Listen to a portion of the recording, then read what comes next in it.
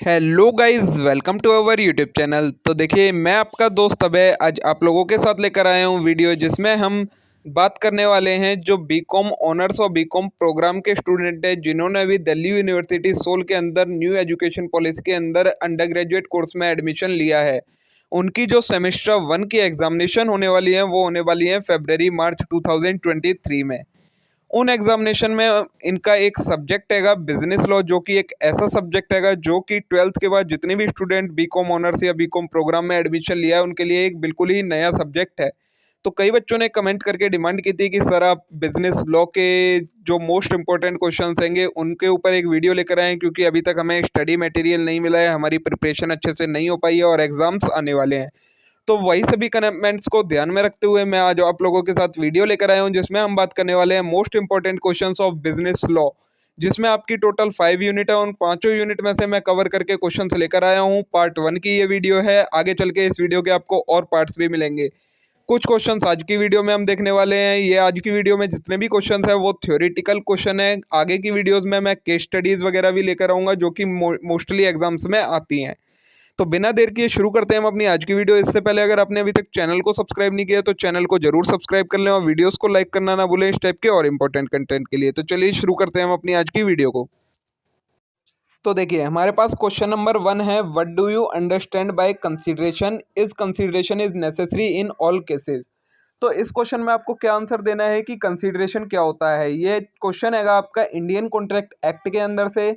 Consideration का आपको complete concept इसमें लिखना होगा। उसके बाद क्या पूछा है, is consideration is necessary in all cases, मतलब क्या सभी केसेस में कंसीडरेशन की जरूरत होती है। तो इसमें आपको क्या आंसर लिखना होगा, इसका आंसर हो जाएगा आपका नो, सभी केसेस में कंसीडरेशन की जरूरत नहीं होती।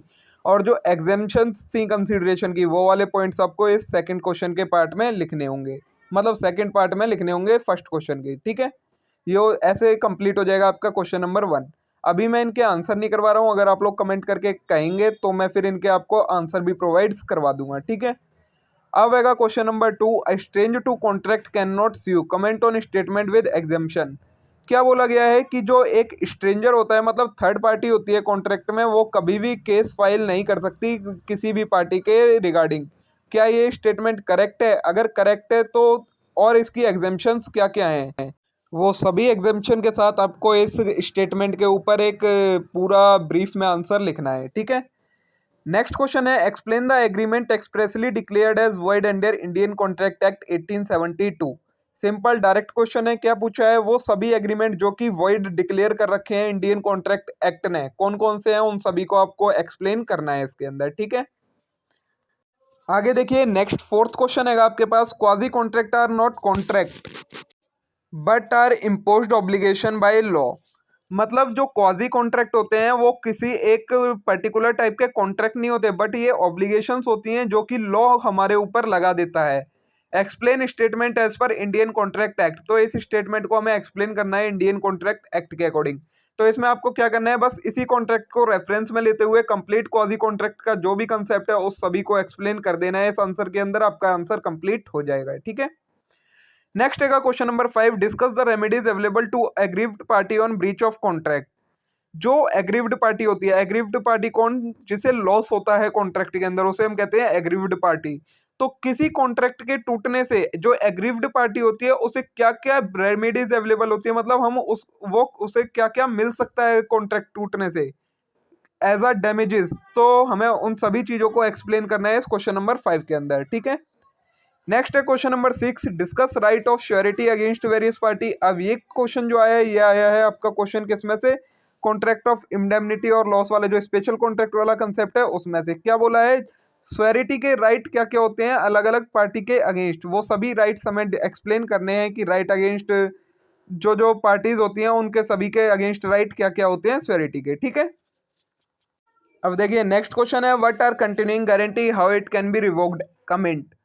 जो कंटिन्यूइंग गारंटी होती है वो क्या होती है और हम इसे कैसे रिवोक कर सकते हैं, मतलब जो कंटिन्यूइंग गारंटी वाला कॉन्ट्रैक्ट होता है उसे हम कैसे कैंसिल कर सकते हैं, इसके ऊपर आपको इसमें आंसर लिखना है।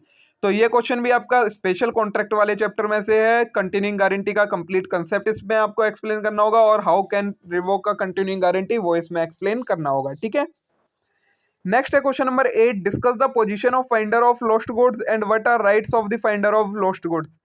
जो एक पर्सन होता है जिसे कोई खोई हुई चीज मतलब कोई चीज मिलती है, तो उसकी क्या पोजीशन होती है, क्या क्या उसकी ड्यूटीज होती हैं, वो इसको आपको इसमें लिखना है। जो पोजीशन पूछी है, पोजीशन का मतलब हो गया एक तरीके से क्या क्या ड्यूटीज होती है। And what are the rights of finder of lost good, और उसके पास क्या क्या राइट्स होते हैं अगर वो उसके सही मालिक को ढूंढ लेता है उन खोए हुए गुड्स के, तो वो क्या क्या राइट एक्सरसाइज कर सकता है, ये आपको एक्सप्लेन करना है इस क्वेश्चन के अंदर। नेक्स्ट क्वेश्चन है question number 9, when can an agent be made personally liable when the entered into a contract on behalf of principal. वो कौन सी सिचुएशंस हैं जिनमें एक एजेंट जो होता है वो पर्सनली लायबल हो जाता है, जबकि उसने कॉन्ट्रैक्ट प्रिंसिपल के बिहाफ पर किया होता है फिर भी वो पर्सनली लायबल हो जाता है, वो हमें इसमें एक्सप्लेन करना है। आगे देखते हैं। अब ये 9th क्वेश्चन हमारे कंप्लीट हो गए, 9 क्वेश्चंस। अब देखिए आगे 10th क्वेश्चन है, distinguish between contract of sale and agreement to sale. ये जो क्वेश्चन है आपका सेल्स ऑफ गुड्स एक्ट 1930 में से है। क्या बोला है, जो कॉन्ट्रैक्ट ऑफ सेल होता है और एग्रीमेंट टू सेल होता है उसके बीच में क्या डिफरेंस होता है, वो कंप्लीट डिफरेंस आपको एक्सप्लेन करना होता है। ठीक है।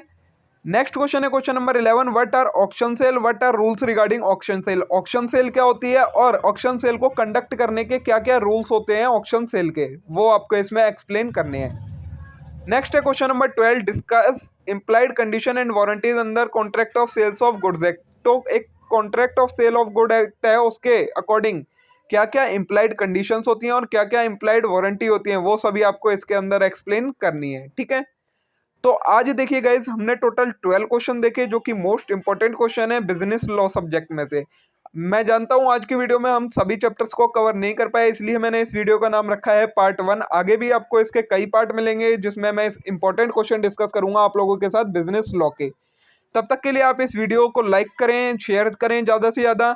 ये जो क्वेश्चन होंगे इनके आंसर आपको ज़्यादा से कम कितने 2 से 3 पेज का आंसर इनका होना चाहिए। आपका 2 पेज तो मिनिमम है आपके, तभी आपको जो बीकॉम के सेमेस्टर 1 की एग्जामिनेशन होती है उसमें मार्क्स मिलेंगे, क्योंकि आप जितना ज़्यादा लिखेंगे उतने ही ज़्यादा आपको मार्क्स मिलते हैं इसमें बीकॉम में।